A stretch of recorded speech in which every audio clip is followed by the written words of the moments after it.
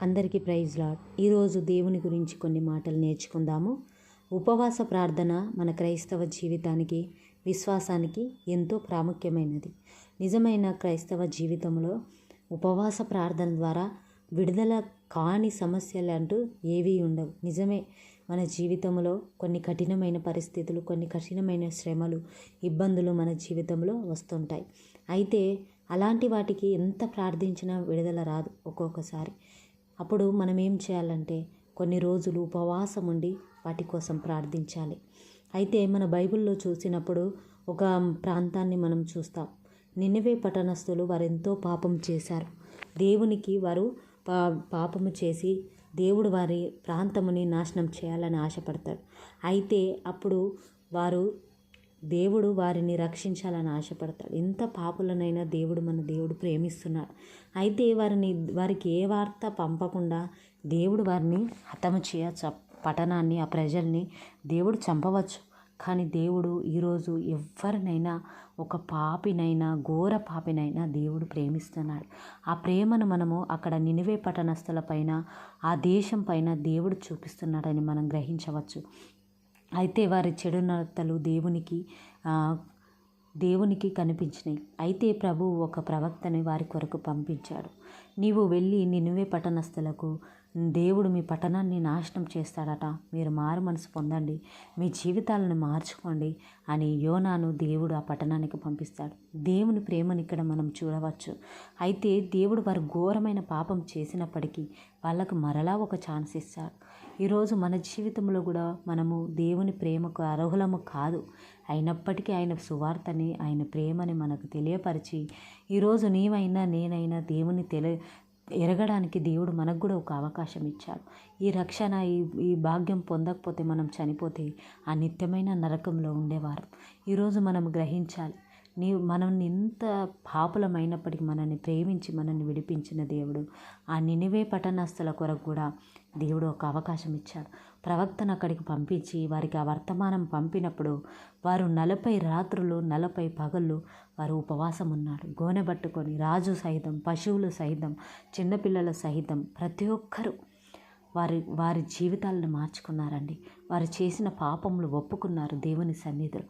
ఆ ఉపవాస ప్రార్థన వారి మరణాన్ని ఆపేసింది. అయితే నా జీవితంలో కూడా దేవుడు చేసిన ఉపవాస ప్రార్థనలో అనుభవాన్ని నేను కూడా పంచుకుంటాను. ఈ చివరి వరకు ఈ వీడియో చూడండి. అయితే నినివే పట్టణస్థులను దేవుడు రక్షించిండు. దేవుడు వారికి విడుదల ఇచ్చిండు. మరలా వారికి అవకాశం ఇచ్చారు కాబట్టి, దేవుని మాటలు వారు విన్నారు కాబట్టి వారి జీవితాలని, వారి పట్టణాలని, వారి కుటుంబాన్ని వారు రక్షించగలిగారు. దేవుని ఉగ్రత నుంచి తప్పించుకోవడం ఎవరి వల్ల కాదు, అది ఉపవాస ప్రార్థన వల్లనే సాధ్యం. ఈరోజు నీ స్థితిలో కూడా ఎలాంటి కఠినమైన పరిస్థితులు ఉన్నాయా? మార్పు రావడం లేదా? విడుదల రావడం లేదా? ఎన్ని రోజులు ప్రార్థించినా అప్పుడు నువ్వు కూడా తప్పకుండా ప్రార్థించు. ఉపవాసం ఉండి ప్రార్థించు. ఉపవాసం ఉండి కనిపెట్టు. ఆయన కొరకు ఆయన పదాల చెంత గోజాడు. అప్పుడు దేవుడు తప్పకుండా నీ జీవితంలో కార్యం చేస్తాడు. ఉపవాసం ఉంటేనే ప్రార్థనకు జవాబిస్తాడా? లేదు. ఆయన ఉపవాసములో అన్నపానములు మరచి ఆయన సన్నిధిలో కూర్చున్నప్పుడు ఆయన ప్రేమను మనము అనుభవిస్తామండి. ఆయన దయను మనము పొందుకుంటాము. ఆయన సాన్నిధ్యమును మనము అనుభవిస్తాము. ఒట్టిగా ప్రార్థన చేయడం కంటే ఉపవాస ప్రార్థనలో గొప్ప విజయం ఉంది. ఇంకొక వ్యక్తి బైబిల్లో ఎస్తేరు రాణి గురించి మనం నేర్చుకుందాం. అయితే ఎస్తేరు రాణి మరి మొర్దెకాయి, ఎస్తేరు రాణి ఇద్దరు మరి వారి యూదుల వారిని హతము చేయాలని హామాను రాజు అనుకున్నప్పుడు వారికి ఆధారం ఎవరు లేరు. రాణి ఎస్తేరు రాణి, కానీ రాజు ఆజ్ఞ లేనిది ఆమె అక్కడ వెళ్ళడానికి వీలు లేదు. ఆమె ఏం చేసిందంటే ఆమె ఏ ప్రయత్నం చేయలేదు. కానీ మరి దేవుని సన్నిధిలో ఆమె 3 రోజులు ఉపవాసము ప్రకటించుకుందండి. 3 రోజులు ఉపవాసం ప్రార్థించినప్పుడు వారి జీవితంలో గొప్ప మరి అద్భుతమును మనం చూడగలుగుతాం. ఆమె ప్రార్థించి 3 రోజులు ఉపవాసం ఉండి ప్రార్థించి ఆమె రాజు దగ్గరికి వెళ్ళినప్పుడు మరి రాజు హృదయాన్ని దేవుడు మార్చాడు. ఆ దండం ఆమె వైపు చూపించినప్పుడు ఆమె సమస్య ఆ రాజుకు చెప్పగలిగింది. ఆ రాజుకు చెప్పగలిగినప్పుడే ఆమె యూదులను ఆమె సంస్థానాన్ని కాపాడుకోగలిగింది. ఈరోజు నీవు కూడా ఏ స్థితిలో ఉన్నా, ఏ పరిస్థితికి, ఏ కష్టానికి నీకు జవాబు రావట్లేదా? ఎన్నిసార్లు ప్రార్థించినా దానికి విడుదల పొందలేకపోతున్నావా? అనారోగ్య సమస్యలా, జాబు కోసమా, ఇల్లు కట్టుకోవాలనుకుంటున్నావా, నువ్వు కుటుంబ సమస్యలా, దేనికైనా నువ్వు ప్రార్థించు. ఉపవాసముతో కన్నీటితో ఆయన సన్నిధిలో కూర్చొని ప్రార్థించు. తప్పకుండా నువ్వు జవాబును, విడుదలను పొందుకుంటావు. నిజమే, ఇలాంటి అనుభవము నా జీవితంలో కూడా పొందుకున్నాను. మా సంఘంలో ఉపవాస ప్రార్థనలు స్టార్ట్ అయినాయి. నేను ఉపవాసం ఉండాలని ఆశపడుతున్నాను. సంపూర్ణంగా 21 రోజులు సంఘంలో ఉపవాస ప్రార్థన స్టార్ట్ అయింది. అయితే ప్రభువా, నేను ఉపవాసం ఉండాలి, నాకు సహాయం ఇచ్చేయండి, నేను ఉండడానికి ఆరోగ్యము సహకరించదు అని నేను కూడా అనుకున్నప్పుడు నేను కూడా అనుకొని ఉపవాసం స్టార్ట్ చేసిన. ప్రభువా, నాకైతే శక్తి లేదు, నాకైతే బలము లేదు, ప్రభువా నీవే నన్ను నడిపించి 21 రోజులు సంపూర్ణముగా ఉండాలని నేను దేవుని సన్నిధిలో ప్రార్థించాను. నీ సన్నిధిలో నేను ఉండాలి, నీ పాదాల చెంత నేను ఉండాలి, నా వ్యక్తిగతంగా ఆత్మీయ జీవితంలో నాకు విడుదల కావాలి ప్రభువా అని నేను ఉపవాసం ఉండి ప్రార్థన చేయడం స్టార్ట్ చేసిన. ఒక్కొక్క రీతిగా ఒక్కొక్క రోజు మరి దేవుడు ఆత్మీయంగా మా వాక్యము ద్వారా మనల్ని దినదినము బలపరుస్తూ దేవుడు ముందుకు నడిపించాడు. అయితే మరి మనము మొదటిగా దేవుని రాజ్యాన్ని, ఆయన నీతిని వెతికినప్పుడు మనకు కావలసినవన్నీ దేవుడే సమకూరుస్తాడండి.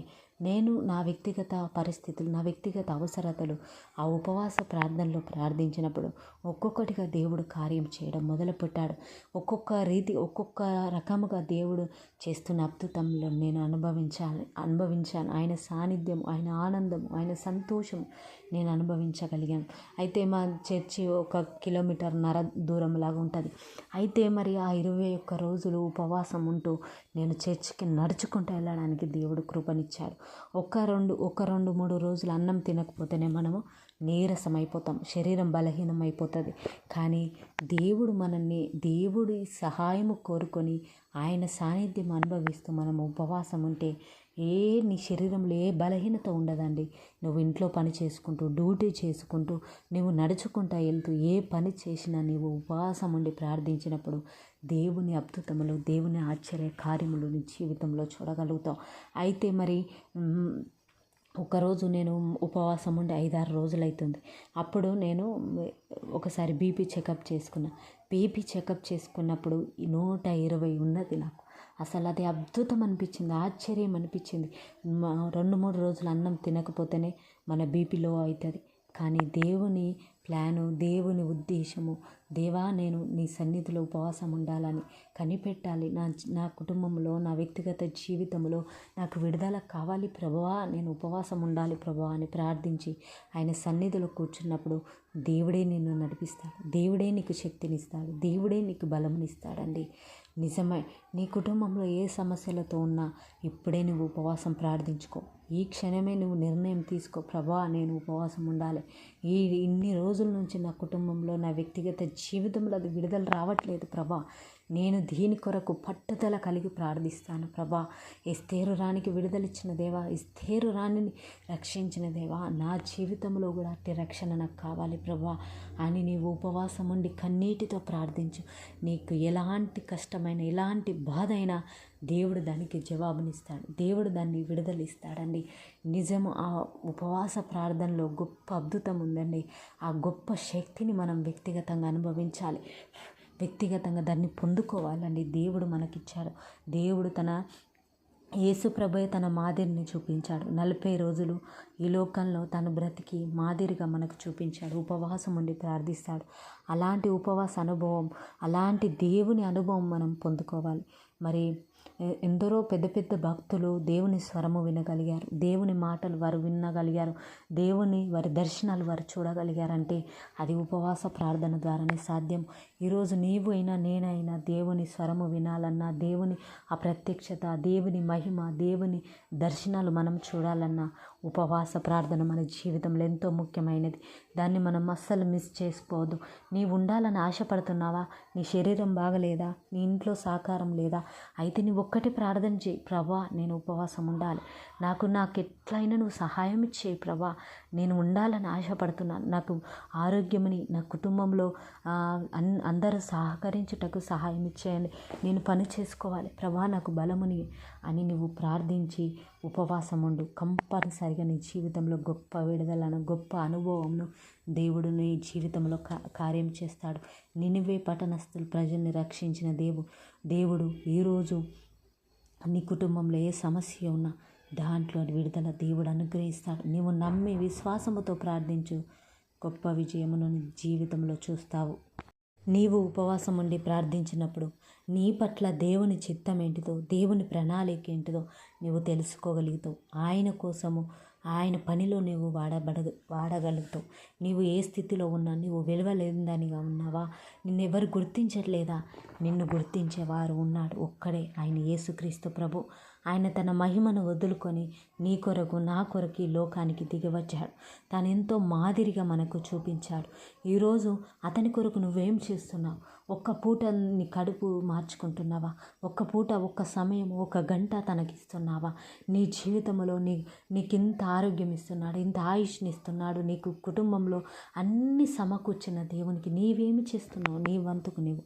కాబట్టి తీర్మానం చేసుకో, ప్రభా నా వ్యక్తిగతంగా ఈ లోక ప్రయాసమేనా, ఎప్పటికీ నన్ను నేను చూసుకుంటూ నన్ను నేను ప్రయాసపడుతున్నాను ప్రభా, నీవిచ్చిన పని నన్ను ఎందుకు పుట్టించిన ఈ లోకంలో, నీ పని కొరకై, నీ రాజ్య భారము కొరకై, ఆత్మల రక్షణ కొరకై ప్రభా, నేను కూడా సిద్ధంగా ఉంటాను ప్రభా, నన్ను వాడుకో ప్రభా అని నువ్వు ప్రార్థించు. నువ్వు ఏ స్థితిలో ఉన్నా ప్రార్థించు.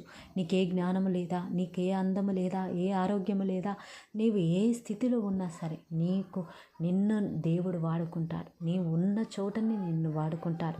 కాబట్టి ఇక ముందైన తీర్మానం చేసుకో, నేను ఉపవాసం ఉండి ప్రార్థిస్తాను, కఠినమైన పరిస్థితులైనా సరే నేను జయిస్తాను అనే ఒక విశ్వాసము కలిగి నీవు ఉపవాసం ఉండి ప్రార్థించు. దేవుడు గొప్ప విజయము, గొప్ప విడుదల, నీవే గొప్ప సాక్షిగా దేవుడు నిన్ను నిలబెడతాడు. కాబట్టి ఇక ముందైన ఆత్మీయ జీవితంలో ఒక ఉన్నత స్థితిలో నువ్వు ఎదగాలని దేవుడు ఆశపడుతున్నాడు. ఈ మాటలు నీ దగ్గరికి వచ్చినాయంటే దేవుడు నిన్ను బలపరచాలనుకుంటున్నాడు, ఆత్మీయంగా నేను స్థిరపరచాలనుకుంటున్నాడు, నీలో తన కార్యము చూడాలని దేవుడు ఆశపడుతున్నాడు. కాబట్టి ఈ మాటలను నిర్లక్ష్యం చేయకుండా దేవునికి విధేయత కలిగి దేవునికి లోబడుతూ ముందుకు సాగాలని దేవుడు ఆశపడుతున్నాడు. నీవు ఈ మాటలను గ్రహిస్తూ ముందుకెళ్ళాలి. అయితే ఈ వాక్యమును బట్టి దేవునికి ప్రార్థిద్దామా? తండ్రి నీకు స్తోత్రములు ప్రభా. ఎంతమంది అయితే వాక్యం వింటున్నారు ప్రభా, వారి వ్యక్తిగత జీవితంలో తండ్రి, వారి కుటుంబంలో విడుదలను అనుగ్రహించండి. ఉపవాసమును వారు కూడా ప్రకటించుకొని ఉపవాస ప్రార్థనలో వారు పాల్గొని ప్రభా, వారి జీవితంలో, వారి కుటుంబంలో ప్రభా, వారి కఠినమైన పరిస్థితిలో వారికి విడుదల జవాబును పొందుకునే కృపను వారికి అనుగ్రహించండి. నీ స్వరము వినగలిగే బిడ్డలుగా వారిని నిలబెట్టండి ప్రభా. వారి పట్ల నీ చిత్తము, నీ ప్రణాళికను నెరవేర్చండి ప్రభా. స్తోత్రములు. కఠినమైన సమస్యలను విడిపించగలిగిన దేవుడు ప్రభా. నినివే పట్టణస్థులను రక్షించిన దేవా. ఎస్తేరు రాని 3 రోజులు ఉపవాసం ఉండి ప్రార్థించినప్పుడు వారి ప్రజలను రక్షించిన దేవుడు ప్రభా.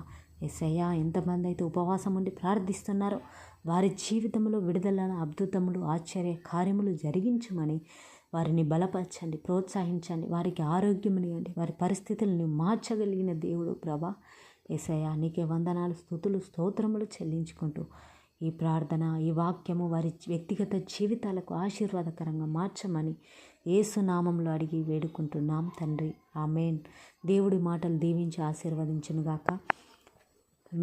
మీ యొక్క ప్రార్థన అవసరతలు కామెంట్ ద్వారా తెలియజేయండి. మీ కొరకు తప్పకుండా ప్రార్థిస్తాము.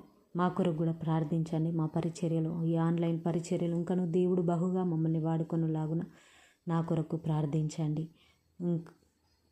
ఈ ఛానల్ని సబ్స్క్రైబ్ చేయండి, లైక్, షేర్, కామెంట్ చేయండి. ఒక లైక్ చేయడం ద్వారా అనేక మందికి చేరుతుంది. ఇంకా ఎంతమంది అయితే ఆశపడుతున్నారో ఉపవాసం ఉండి ప్రార్థించాలని, వారిని కూడా మీరు బలపరచండి, ప్రోత్సహించండి.